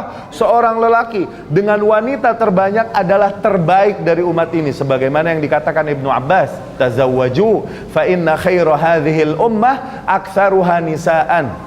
Menikahlah kalian dikarenakan umat terbaik di dalam umat ini, seseorang terbaik di dalam umat ini adalah yang istrinya paling banyak. Tuh, kata Ibnu Abbas. Kenapa? Wanita satu begitu misteriusnya tadi kita bahas. Iya gak? Misterius nih wanita, susah difahami dan ini satu. Bagaimana menyikapi 2, 3, 4, belum lagi tambah budak kalau ada budak. Seseorang bisa adil menghadapi ini semua, maka seseorang yang bisa ngontrol dan memimpin istri-istrinya dengan baik, maka permasalahan umat seperti apapun dia bisa beresin. Dia punya jiwa leadership yang baik gitu. Kenapa? Dia bisa ngatur 4 istrinya. Apa kau siap? Kalau kau masih kemudian pusing, merenung, kenapa istri pertamamu ngambek, istri keduamu ngambek, you're not that ready, man. Kau tak sekuat itu, kau tak sesiap itu. You're not that strong, you're not that good. Seorang leader yang kuat, tidaklah dia pusing menghadapi ngambek-ngambek ini, santai, nggak kepikiran. Itu leader, kuat. Nggak akhirnya karena dia punya 2 istri, kerjaannya di dalam umat berantakan, kemudian di kantornya berantakan. Kenapa? Pusing mikirin 2 ini, udah 1 aja kalau gitu. Maka yang kami nasihatkan kepada wanita, bersabar. Kenapa? Itu tiket kalian untuk masuk surga. Sebagaimana kami nasihatkan kepada lelaki, santai. Jangan bawa pusing istri yang berantem. Santai. Kenapa? Di situ diuji jiwa kepemimpinanmu. Apakah rusak tanggung jawabmu di lapangan hanya karena pusingmu mengurusi 2 istrimu? Bawa santai. Atur bagaimanapun. Allah berfirman, Ar-rijalu qawwamuna, kaum lelaki lebih berkuasa daripada wanita. Kenapa Allah berikan kuasa kepada kaum lelaki atas wanita? Karena pada hakikatnya Allah berikan kemampuan kepada lelaki untuk menguasai wanita. Ketika seorang lelaki nggak bisa lagi dia menguasai dan mensiasati wanitanya, maka dia tidak menggunakan skill yang Allah udah kasih kepada dia. Dia salah dalam mengeksploitasi skill yang Allah berikan kepada dia. Akhirnya dia nggak bisa mengendalikan wanitanya. Karena apa? Karena Allah udah berjanji bahwa lelaki ini lebih berkuasa dari wanita. Maknanya harusnya kita bisa menguasai wanita kita. Cuman kenapa sekarang kita nggak bisa menguasai? Karena kita tidak menggunakan skill yang Allah berikan kepada kita dengan baik. Harusnya engkau bisa. Minta petunjuk kepada Allah, bangun di malam hari. Minta petunjuk apa yang harus dilakukan. Satu sisi, minta kesabaran dalam menghadapi, begitu. Ya. Dan benar, umat kita sekarang, kita yang mengenal sunnah dan mencintai sunnah harus lebih mensyiarkan sunnah, bukan? Iya gak? Siapa lagi yang mensyiarkan sunnah poligami kalau bukan kita yang mencintai sunnah? Wanita-wanita yang katanya udah sunnah, udah tauhid, kalau bukan kalian yang mensyiarkan bahwa ini adalah syariat Allah, siapa lagi mau nunggu ahlul bid'ah yang mensyiarkan itu? Kita kalah dong. Kita ahlu sunnah, kita yang punya bendera itu, kita yang punya panji itu, harusnya kita yang mengambil gelar itu, menyebarkan dan mensyiarkan amalan tersebut. Iya gak? Kalau mampu. Aneh sih belum deh, ente dulu aja. Iya gak? Ini pesan kami buat wanita dan buat laki dalam menyikapi poligami. Lihat dulu. Tayyib, ini bukan hanya masalah keberanian, ini masalah pertimbangan yang panjang, maslahat, madorot dan lain-lain. Ya, tayyib. Pertanyaan lain? Ya. Dalam keadaan seorang suami memberi izin kepada istrinya keluar rumah, contoh. Ya. Dia mengizinkan tapi dia tidak suka. Ya. Adakah istri itu berdosa? Suami mengizinkan tapi dalam keadaan dia tidak suka. Ya. Adakah istri itu berdosa? Suami mengizinkan istri keluar rumah, Tetapi dalam keadaan suami itu tidak suka. sebenarnya tidak ridho. Sebenarnya tidak rela. Ya. Adakah istri itu berdosa? Tapi mendapat izin. Tapi mendapat izin. Oke. Kalau si istri tahu bahwa suami itu sebenarnya nggak ridho, maka lebih utama untuk dia untuk mengikuti perintah suaminya. Sebenarnya. Oke, lebih utama untuk dia mengikuti perintah suaminya. Kalau sekali-kali waktu, maka kita akan salahkan suaminya. Suruh siapa kau tak tegas? Kalau kau tak ridho, kenapa kau izinkan? Sekali-sekali waktu. Tapi kalau sering demikian, nih istri tahu suaminya nggak mau, nggak ngasih, oke? Tapi dia selalu saja keluar, kita salahkan istrinya. Kalau sekali-sekali waktu, kita salahkan suaminya. Salahkan suaminya yang tidak bisa mengatakan dengan tegas, jangan, nggak boleh kau di rumah. Jadi antara izin dengan reda itu lebih tinggi. Kondisional ya akhi. Kalau ke masjid, minta izinnya ke masjid, menuntut ilmu, oke? Maka itu kau ridho tidak ridho, kau tak memiliki hak untuk melarang istri-istrimu. Contoh, Rasulullah SAW berkata, la tamna'u ima Allahi masajidallah. Jangan kau larang para hamba-hamba wanita Allah dari masjid-masjid Allah. Tuh. Maknanya kalau dia mau pergi ke masjid, Umar ketika istrinya mau pergi ke masjid, Umar berkata, kau tahu apa yang aku inginkan. Aku tak mau melarangmu karena Rasul membiarkanmu, tapi sesungguhnya kau tahu apa yang aku inginkan. Maka lebih utama mengikuti ridho suami sebenarnya. Oke? Tapi suami pun terikat peraturan dari Allah bahwa tidak boleh melarang istrinya kalau perginya mau ke masjid. Oke? Tapi kalau perginya ke tempat lain yang bukan kewajiban wanita sifatnya, maka ketika dia mengizinkan, suaminya mengizinkan padahal nggak ridho, dia udah salah, suaminya yang salah. Dia nggak bisa dengan tegas mengatakan jangan. Suaminya yang salah kalau gitu. Nggak berani dia sama istri ngelarang, itu suaminya yang salah. Yang kurang tegas suaminya. Padahal itu. Wanita bengkok, nggak diizinin aja bisa jadi dia keluar, apalagi lidahmu mengizinkan, kalaupun hatimu tidak. Wow, udah keluar bener itu mah. Jangan salahin wanita, wanita emang bengkok dari dulunya. Iya kan? Salahkan dirimu yang tak berani lidahmu mengatakan apa yang ada di dalam hatimu sebagai lelaki.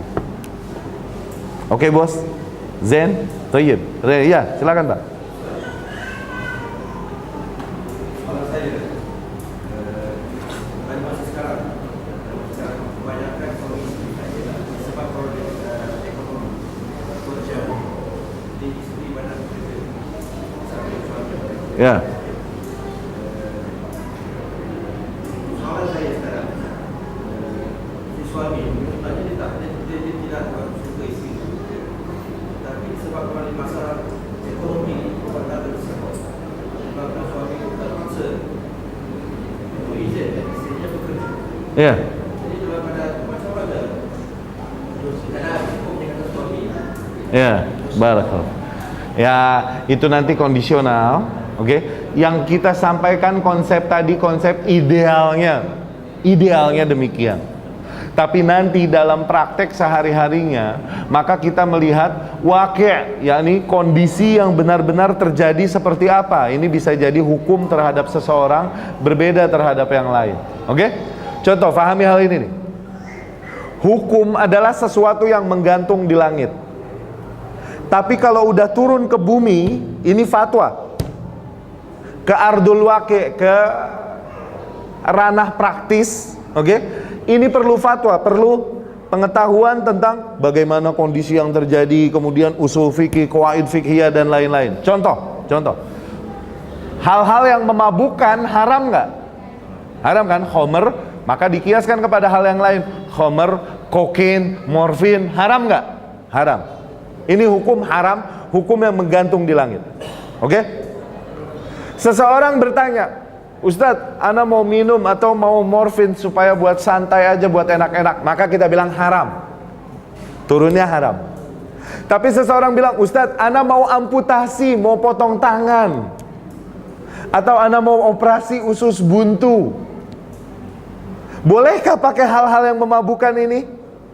Nah, turunnya beda gak? Tuh, lihat, pahami hal ini. Baik. Riba haram? Haram riba. Berarti bermuamalah dengan bank-bank riba juga haram kan? Oke? Ustadz, Anda mau bekerja sama dengan bank itu padahal dia bekerjanya dengan cara konvensional yang ribawi dan lain-lain, maka kita bilang haram riba. Tapi dia bilang, Ustadz, uang Anda sekian banyaknya, mau ditaruh di mana? Mau diamankan di mana? Mau di celengan? Hah? Susah naronya, mengamankannya. Bolehkah kita menggunakan jasa bank yang di situ berjalan riba? Maka pada saat itu turunnya beda hukumnya. Boleh. Iya gak? Demikian hukum di dalam Islam. Idealnya seperti yang kita sampaikan tadi. Tapi kasus pribadi masing-masing turunnya ke ranah praktis sehari-hari ini beda-beda. Bagi beberapa individu mungkin bisa kita berikan keringanan, sebagaimana kepada individu lain kita katakan jangan. Itu bukan masalah ekonomi, tapi kau yang tak bisa mensyukuri dan merasa cukup atas apa yang ada. Itu kau yang pengen lebih. Nah, bisa. Tapi ini pertanyaannya panjang, pembahasannya panjang. Ya Pak ya, dapat difahami. Coba lihat, minta petunjuk kepada Allah. Ya Rabbi, tunjukkan yang terbaik untukku dan keluargaku. Minta petunjuk kepada Allah. Kenapa? Allah yang maha tahu kondisimu. Tayyib, barakallah. Dari penjelasan Ustaz ini berkaitan hukum yang tergantung di langit. Kemudian sudah turun berbeza mengikut. Iya, wakil dan iya. orang yang berbeza. Fatwa namanya. Seperti di Malaysia baru-baru ini isu yang panas berkenaan vape. Vape. Ya, vape. Jadi, kalau dikatakan hukum asalnya haram, kemudian ada orang yang menghisap vape kerana enjoy ataupun mau diletak dadah ataupun mau lebih high, itu satu. Tapi ada orang yang mau hisap vape semacam-macam flavor untuk berhenti rokok dengan niat yang baik dan mengurangkan berhenti rokok dengan hisap vape. Satu hari makin dikurangkan. Contoh, satu orang untuk enjoy ataupun getting worse, satu orang untuk stop daripada rokok. Apakah ini terdapat hukum yang berbeza? Wallahu a'lam, ana nggak tahu, ana nggak bisa jawab. Afwan. Pertanyaan lain? Kita cukupkan sekian. Ya? Kita suruh isteri kita buat air, kita nak buat air. Buang air. Buat air. Bacur air, bikin kopi. Oh, bikin kopi. Dia terus sama dia bikin kopi. Dia tu apa? Dia apa? Refuse. Oh, she refused. She refuse. Okay. Rebel kopi. Alasannya? Saya tak takut sama doa. Hah? Saya tak takut sama doa. Oh, durhaka. Durhaka. Saya tak takut sama belakang. Suruh buat kopi dia nggak mau. Kurang aja. Kawin lagi itu cepet-cepet. Suruh buat kopi nggak mau. kurang ajar. Kecuali aduh maaf lagi ini anak habis lagi pengen dicebokin apa, oke, tapi apa, nggak mau, gua nggak takut sama lu, gua nggak mau ngelayanin lo. Allah, itu kurang ajar. Lepas. Kau mau sabar mendidiknya, didik, sabar tapi kau tak sabar, mau cari yang layanin yang benar, lepas buruan. Cari yang lain. Kurang ajar itu. Ana rasa wanita muslimah yang baik, kalaupun masih banyak kekurangan pada dirinya, sebelah situ mah dia tahu, insya Allah that side, dia tahu kewajibannya, dia harus melayani suaminya bagaimana. Ini coba bikinin kopi, nggak mau. Waduh. Kurang ajar itu. Kalaupun lagi marah, oke? Kalaupun lagi keadaan marah, bikinin abang kopi dong dek, bikin aja sendiri sono. Kalau gitu aku abisin duitku sendiri. Astagfirullah. Ya, terus pertanyaan lain. Iya, silakan. Perlu minta izin kalau nak kahwin. Nggak boleh. Syarat yang tidak disebutkan di dalam kitabullah dan tidak juga ada dalam sunnah rasulnya, maka syarat yang batil. Nggak perlu kawin lagi. Jadi Ustaz bilang begini, kalau isteri minta izin untuk keluar tapi suami tidak benarkan, bagaimana pula jika suami mau keluar rumah, isteri tidak benarkan, malahan mengganggu suaminya? Ya. Nah ini memahami hak dan tanggung jawab tadi. Adakah hak istri untuk melarang suami keluar? Tidak. Nggak ada, nggak boleh. Tapi suami punya hak untuk melarang istri keluar rumah. Lebih jauh lagi, suami punya hak periksa handphone istri. Siniin handphone. Punya hak? Punya. Tapi istri nggak boleh periksa handphone suami, nggak punya hak. Nanti orang tulis bilang nggak adil. Terserah dia. Kita mencari ridho Allah, bukan ridho orang orientalis. Kau mau bicara syariat, nih syariat yang aku sampaikan. Mau ikutin orientalis apa syariat? Terserah, urusan ente. Nih syariat. Oke? Suami berhak periksa dompet istri, berhak. Tapi istri nggak punya hak untuk buka dompet suami, lihat, nggak boleh. Kecuali dalam kondisi tertentu nanti, kayak misalnya kasusnya suaminya pelit, nggak mau ngasih, maka pada saat itu Rasul berkata, ambil dari uangnya sebatas kebutuhanmu. Tuh, sebatas kebutuhanmu, oke? Nggak boleh bablas. Hah? Apa katanya? Nggak boleh, itu bukan kebutuhan, itu nafsu.